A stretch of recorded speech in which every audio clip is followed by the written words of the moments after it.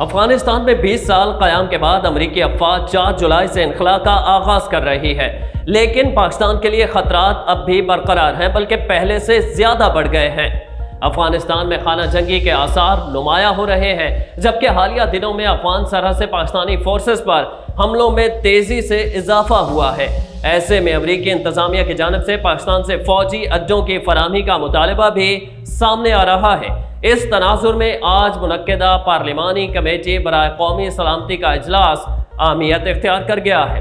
یہی ہے آج کی سب سے اہم خبر۔ دیگر خبروں سے بھی آپ کو آگاہ کریں گے۔ میں ہوں عرفان حیدر اور آپ دیکھ رہے ہیں update 360۔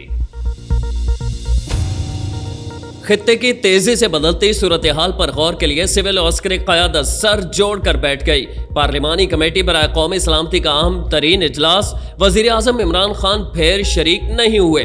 Opposition leader Shehbaz Sharif, chairman Peoples Party Bilawal Bhutto Zardari, وزیر خارجہ شاہ محمود قریشی اور چاروں وزرائے اعلیٰ کی اجلاس میں شرکت۔ Army chief general Qamar Javed Bajwa, D G I S I lieutenant general Faiz Hameed اور D G I S P R Babar Iftikhar بھی اجلاس میں شریک ہوئے۔ اجلاس میں افغانستان سے امریکی فوج کے انخلا، بائیڈن انتظامیہ کے فوجی اڈے فراہم کرنے کے مطالبے، پاک بھارت تعلقات اور مقبوضہ کشمیر کے صورتحال پر غور کیا گیا۔ ڈائریکٹر جنرل ملٹری آپریشنز نے اجلاس کے شرکاء کو بریفنگ دی۔ اہم دفاعی اور قومی معاملات پر قومی سیاسی قیادت کو اعتماد میں لیا گیا۔ اسلام آباد سے مزید تفصیلات بتا رہے ہیں جاوید نور۔ پارلیمانی کمیٹی برائے قومی سلامتی کا اجلاس پارلیمنٹ ہاؤس اسلام آباد میں ہوا۔ یہ اجلاس کئی گھنٹے جاری رہا۔ اس اجلاس میں اپوزیشن سمیت تمام پارلیمانی جماعتوں کے رہنما، وفاقی وزراء اور حکومتی ارکان نے بھی شرکت کی۔ ذرائع کا کہنا ہے کہ اس اجلاس میں افغانستان، بھارت، مقبوضہ کشمیر کی صورتحال، داخلی سلامتی، خود مختاری اور جو علاقائی مختلف مسائل ہیں، قومی سلامتی کے معاملات ہیں، ان تمام پر بریفنگ دی گئی اعلیٰ عسکری حکام کی جانب سے۔ جبکہ اس بریفنگ میں افغانستان سے امریکی فوج کے انخلا اور اس کے بعد پیدا ہونے والی صورتحال پر بھی سویلین قیادت کو اعتماد میں لیا گیا، اور اجلاس میں اس عزم کا اظہار کیا گیا، اعادہ کیا گیا کہ قومی مفاد پر کوئی سمجھوتا نہیں کیا جائے گا۔ جبکہ امریکہ کی جانب سے فضائی اڈے کے مطالبے اور اس میں حکومت پاکستان کا جو موقف ہے اس معاملے پر، اس سے بھی اجلاس کے شرکاء کو آگاہ کیا گیا۔ جبکہ اپوزیشن رہنماؤں کا کہنا تھا کہ قومی مفاد کے معاملات پر اپوزیشن، حکومت اور عسکری قیادت ایک پیج پر ہے۔ اجلاس کے موقع پر قومی اسمبلی اور سینٹ کے ملازمین کو چھٹی دے دی گئی، جبکہ میڈیا کے نمائندوں کو اس موقع پر پارلیمنٹ میں داخلے کی اجازت نہیں دی گئی۔ بجٹ سیشن میں اہم مواقع پر اپوزیشن لیڈر شہباز شریف کی غیر حاضری نے کئی سوال کھڑے کر دیے۔ بجٹ کی منظوری روکنے کے بلند و بانگ دعوے کرنے والے قائد حزب اختلاف بجٹ پر تقریر کرنے کے بعد ایسے غائب ہوئے کہ پلٹ کر دیکھا ہی نہیں۔ اپوزیشن کے تمام تر دعووں کے برعکس حکومت نے منگل کو بآسانی بجٹ منظور کروا لیا۔ بجٹ کی منظوری کے موقع پر ارکان کی گنتی کے دوران چیئرمین پیپلز پارٹی بلاول بھٹو سمیت اپوزیشن ارکان شہباز شریف کی راہ تکتے رہ گئے۔ بعد ازاں بلاول بھٹو زرداری نے اپوزیشن لیڈر کی غیر موجودگی کا شکوہ بھی کیا۔ وزیر اعظم عمران خان نے گزشتہ روز بجٹ پر تقریر کے دوران اپوزیشن کو انتخابی اصلاحات پر مذاکرات کی پیشکش کی۔ اس اہم موقع پر بھی اپوزیشن لیڈر ایوان میں موجود نہیں تھے۔ نون لیگی رہنما احسن اقبال اور مریم اورنگزیب کے مطابق قائد حزب اختلاف شہباز شریف اپنی قریبی عزیز میاں طارق شفیع کے انتقال کے باعث قومی اسمبلی اجلاس میں شرکت نہیں کر سکے۔ تاہم سیاسی تجزیہ کاروں کا کہنا ہے کہ شہباز شریف کی ایوان سے غیر حاضری کسی پس پردہ ساز باز کا نتیجہ معلوم ہوتی ہے۔ پاکستانی شوبز انڈسٹری کے اہم ہم اسٹائل ایوارڈز کے لیے نامزدگیوں کا اعلان کر دیا گیا۔ ہم اسٹائل ایوارڈز کی تقریب 4 جولائی کو لاہور میں منعقد ہوگی۔ ٹیلی ویژن کی بہترین اسٹائلش اداکارہ کے لیے مشل خان، میرا سیٹھی، نوشین شاہ، صحیفہ جبار خچک اور سونیا حسین میں مقابلہ ہے۔ ٹیلی ویژن کے بہترین اسٹائلش اداکار کے لیے علی رحمان، شہباز شگری، اماد عرفانی، اسامہ خان اور شہروز سبزواری کی نامزدگیاں سامنے آئی ہیں۔ فلم کے لیے بہترین اسٹائلش اداکار کی کیٹیگری میں علی رحمان خان، شہباز شگری اور بلال اشرف کے نام سامنے آئے ہیں۔ فلم کی بہترین اسٹائلش فلم اداکارہ کے لیے مایا علی، ماہرہ خان اور عائشہ عمر کے درمیان مقابلہ ہے۔ بہترین اسٹائلش پرفارمر کے لیے میشا شفیع، علی سیٹھی، عزیز جسوال اور شمون اسماعیل مد مقابل ہیں، جبکہ بہترین اسٹائلش کھلاڑی کے لیے جیانگا بیگ، ہاجرہ خان، کرشمہ علی، شاداب خان اور شان مسعود کے درمیان مقابلہ ہے۔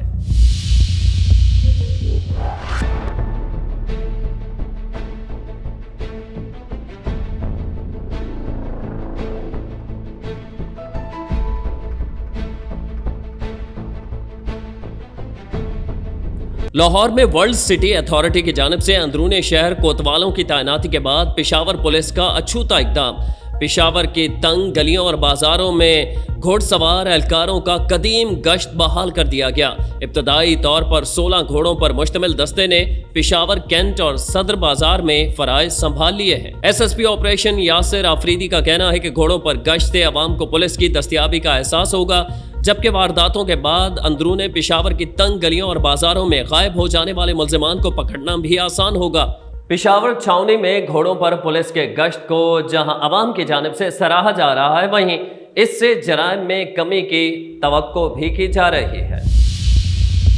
پاکستان اسٹاک ایکسچینج 2021 میں سرمایہ کاروں کے لیے منافع کا سودا رہا۔ مالی سال 2020-21 کے اختتام پر پاکستان اسٹاک ایکسچینج 5 سال کے بلند ترین 37% منافع کے ساتھ بند ہوئی ہے۔ مالی سال 2020-21 میں 12,934 پوائنٹس کے اضافے سے 100 انڈیکس 47,356 پر بند ہوا، جبکہ مالی سال 2019-20 میں صرف 520 پوائنٹس کا اضافہ ریکارڈ کیا گیا تھا۔ مالی سال کے آخری روز بینکنگ سیکٹر میں 77 points, oil and gas sector کے شیئرز میں 57 پوائنٹس، ادویہ ساز اداروں کے شیئرز میں 28 پوائنٹس، جبکہ انویسٹمنٹ بینکس کے کاروبار میں 21 پوائنٹس اضافہ مارکیٹ اوپر جانے کی وجہ بنا۔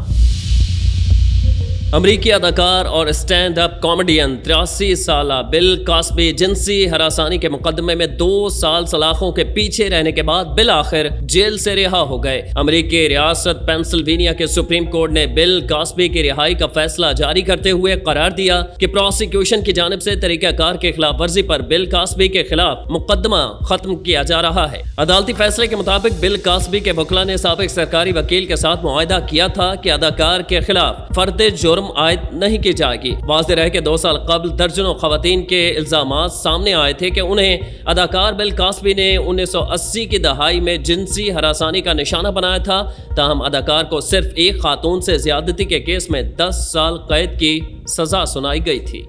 بل کاسبی کی رہائی کے بعد سوشل میڈیا پر نئی بحث چھڑ گئی۔ صارفین سوال اٹھا رہے ہیں کہ کیا اسی طرح امریکہ پروڈیو ہاروے وینٹسن پر عائد کردہ الزامات بھی جھوٹے ثابت ہو جائیں گے؟ ریکویسٹ کرتا ہوں کہ وزیر اعظم کو ISI کو کہنا چاہیے شاہ محمود کا فون سٹاپ کرے۔ وہ جب وہ ہمارا فورن منسٹر تھا تو دنیا میں کیمپین کرتا تھا کہ یوسف رضا گیلانی کو نہیں، مجھے وزیر اعظم بنا دو۔ تھینک یو جی، میں آپ کے سامنے سچ نہیں کرا رہا ہوں، یہی تو وجہ ہے کہ اس کو فارغ کیا گیا تھا وزارت سے۔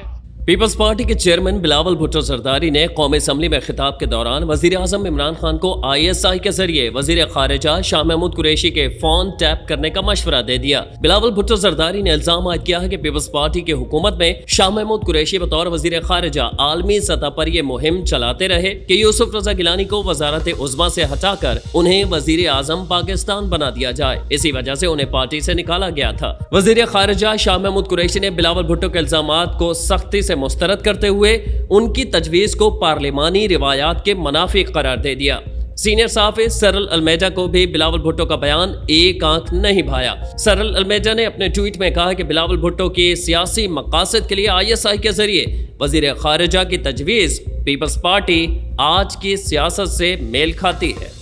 سیاسی تجزیہ کاروں کا کہنا ہے کہ بلاول بھٹو زرداری کا بیان عوامی بالادستی کے علمبردار پیپلز پارٹی کے لیے لمحہ فکریہ ہے۔